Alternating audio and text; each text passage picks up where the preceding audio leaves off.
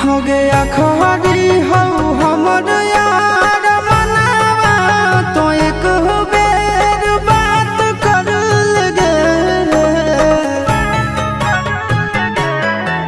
हो गया खरी हो हमर यार मनावा तो एक बेर बात कर लगे।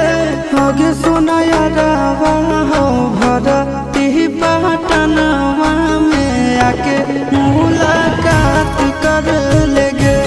आगे सुना यारवा हो भरती पटनवा में आके मुलाकात कर लेगे।